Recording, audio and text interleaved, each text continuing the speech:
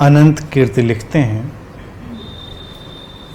आपने अक्षर और पिछली इंटीमेट सिटिंग को भी इस बात से समाप्त किया कि अ गुरु इज एन ऑर्डिनरी बीइंग।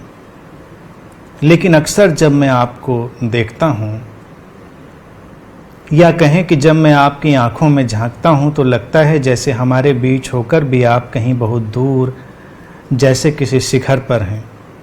बल्कि ये कहना कि आप शिखर या पीक पर हैं, यह भी उसे पहचान या एक फ्रेम या एक लेबल देना होगा। बल्कि ऐसा लगता है कि वहाँ कोई रहता ही नहीं, एग्जिस्ट ही नहीं करता। एक खालीपन या सन्नाटा या नथिंगनेस, उसे कुछ भी कह सकते हैं, या उसे शब्दों में भी कैद करना मुश्किल होता है। तो मैं ये जानना चाहता हूँ कि क्या वहाँ इन आँखों के पार कोई रहता भी है, कोई व्यक्ति जैसा एग्जिस्ट करता है। अक्सर मैं अगर आपकी आंखों में देखता हूं तो लगता है जैसे मैं खो रहा हूं, कहीं डूब रहा हूं। मेरा होना मिट रहा है, आइडेंटिटी डिसॉल्व हो रही है। एक भय भी लगता है, पर एक हल्कापन, शांति भी महसूस होती है। कभी कभी एक खिंचाव, एक मैग्नेटिक पुल जैसे एक वैक्यूम पैदा होता है और लगता है जैसे एक अंतहीन खाई में डूब रहा हूं। लेकिन आप कहते हैं कि आप साधारण हैं, ऑर्डिनरी हैं।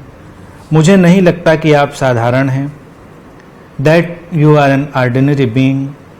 लेकिन फिर भी आप हमारे बीच एग्जिस्ट कर रहे हैं, कहीं दूर, डिटैच्ड, एक लोटस की तरह। क्या मैं आपसे पूछ सकता हूं कि आप कौन हैं? यात्रा के कई पड़ाव हैं। जब तुम अपने आप से पूछते हो कि मैं कौन हूं, और फिर जब तुम गुरु से पूछते हो कि तुम कौन हो, हु आर यू। और मिस्ट्री ये है कि आंसर इज द सेम। दोनों स्थितियों में उत्तर एक ही है, that pure being. It is simply your self. It is simply self of every being. It is not different from you, from me, from others. ये मुझसे, तुमसे, किसी और से फर्क नहीं है। गुरु का होना एग्जिस्टेंशियल कॉन्स्पिरेसी, अस्तित्वगत षड्यंत्र। It happens, no one creates it, no one is there to choose it.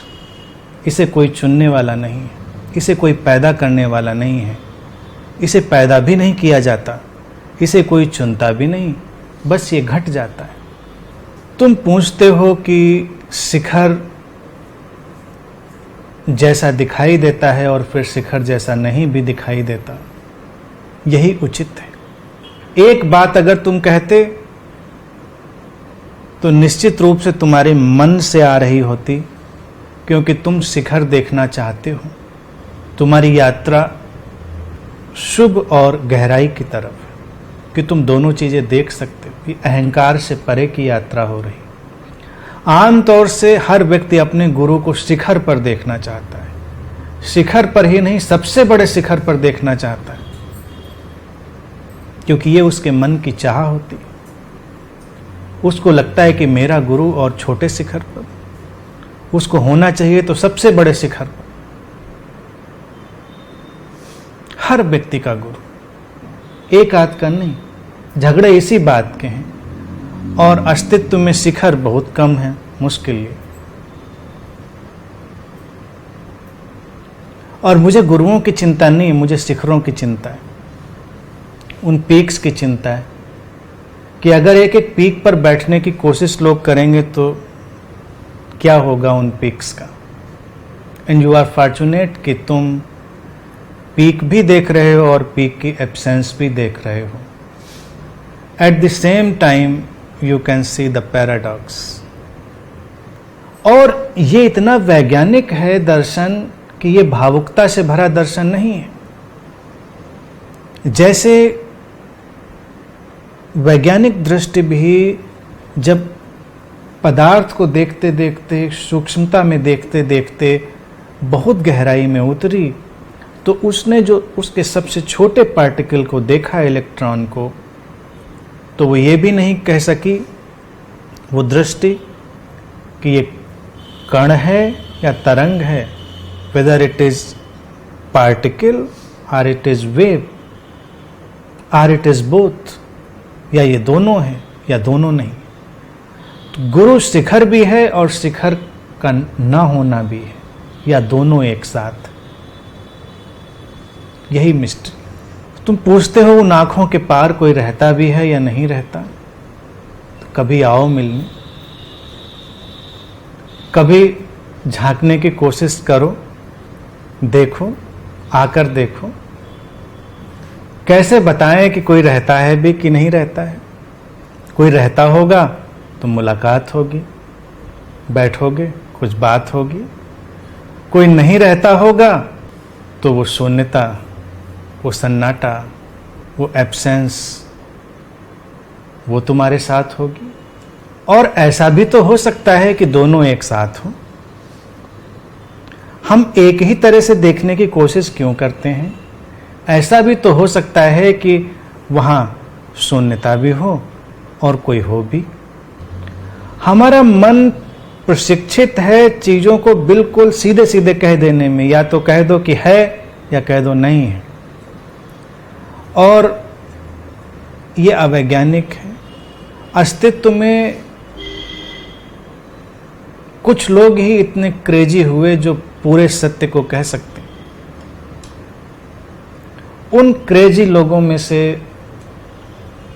तीर्थंकर महावीर भी हुए।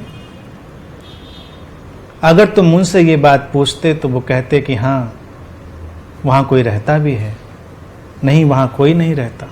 वहां रहता भी है और नहीं भी रहता है।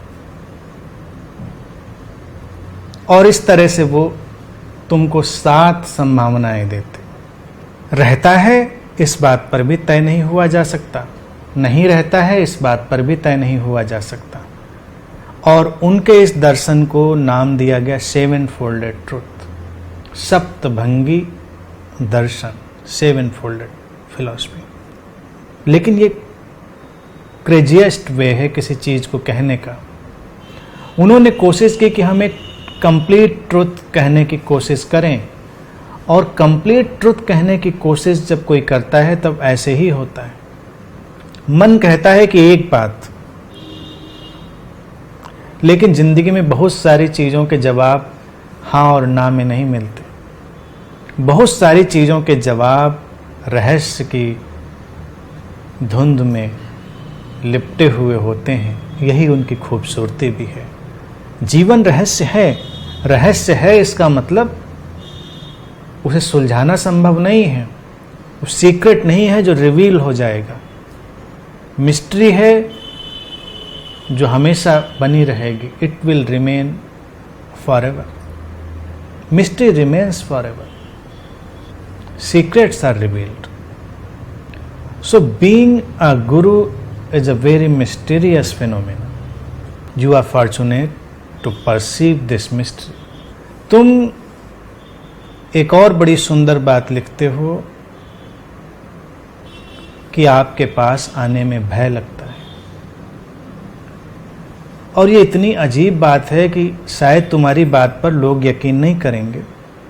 तुम इतने बरसों से मेरे पास आ रहे हो, और जो लोग तुम्हें जानते हैं उन्हें शायद यकीन ना हो कि तुम्हें और भय लगता है। नहीं लगना चाहिए। अभी कुछ लोग नए नए आए हैं, उनको कोई भय नहीं लगता, तुम्हें लगता है। लेकिन जहां प्रेम है वहां भय होता है। प्रेम का अस्तित्व बिना भय के नहीं है। और जब तुम एक सद्गुरु के प्रेम में होते हो तो इस भय का होना और स्वाभाविक हो जाता है। भय है मिट जाने का, भय है समाप्त हो जाने का, अपनी आइडेंटिटी, अपनी पहचान के डिसॉल्व हो जाने का। जैसा कि तुम लिखते भी हो कि डिसॉल्व होने का भाव होता है। जिस प्रेम में कोई रेजिस्टेंस ना हो, कोई प्रतिरोध ना हो, कोई भय ना हो, वो प्रेम वास्तविक नहीं हो सकता। वो तुम्हारे मन की एक इमेज, तुम्हारे मन की एक छवि हो सकती है, वास्तविक नहीं। इसीलिए कोई संकोच नहीं, कोई प्रतिरोध नहीं और कोई भय भी नहीं। कितनी ही पुरानी पहचान हो जाए, लेकिन अगर वास्तविक प्रेम है तो तब भी कितनी भी पुरानी पहचान के बावजूद तुम्हारे प्राणों में कंपन आता है। तुम्हें लगता है कि अब मिटे तब मिटे, और प्रेम मिटना भी चाहता है, मिटता भी है, और बचे रहना भी चाहता है, बचता भी है। यही उसकी लीला है, यही उसका पूरा खेल है।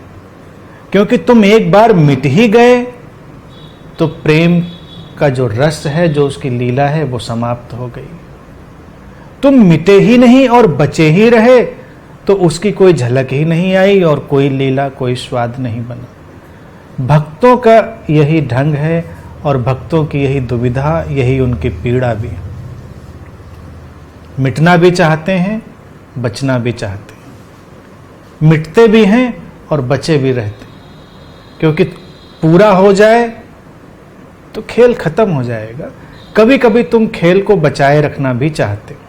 रविन्द्रनाथ एक बड़े सुंदर गीत में लिखते हैं कि मैं ईश्वर को खोजते खोजते एक दिन उसके द्वार तक जा पहुंचा। सीढ़ियां दिख गई मुझे, पहचान भी आ गई कि यही है द्वार उसका। वो सुगंध, वो रोशनी सब महसूस होने लगी, किसी द्वार के पार है वो। लेकिन मैं धीरे से, चुपके से सीढ़ियां उतरा और वापस लौट आया। अब मैं जानता हूं कि वो है कहां पर, फिर भी खोजता हूं उसे। खेल है। तो जब भय तुम्हारे प्राणों में उठता है तो ये बड़ी ही मौलिक अनुभूति है। कई बार अस्तित्व ही इस खेल को संचालित करता है, इसलिए उसमें तुम कुछ कर भी नहीं सकते। बूंद सागर में गिरे, बूंद खत्म, फिर सागर बचता। बूंद बचती कहां जो कुछ कहे, लेकिन बूंद कुछ कहना भी चाहती। सागर में गिरते गिरते वापस लौटती, लेकिन जब वो गिरते गिरते वापस लौटती है तो उस खिंचाव, तनाव और उस बेचैनी का जो ढंग है वो बूंद ही जान सकती। मिट सकती थी लेकिन नहीं मिटी, वापस लौट आई। लेकिन वापस लौटी तो वैसी नहीं लौटी, कुछ सागर का हिस्सा भी लेकर लौटी, कुछ सागर को देकर भी लौटी। अपना कुछ खोया भी और सागर का कुछ पाया भी, और बचे भी रहे। ये खेल अनवरत चलता रहता है। कुछ आया, कुछ गया, कुछ दिया, कुछ लिया। सुंदर है, ऐसे ही चलना चाहिए। इसमें कोई समस्या, कोई अड़चन तो नहीं।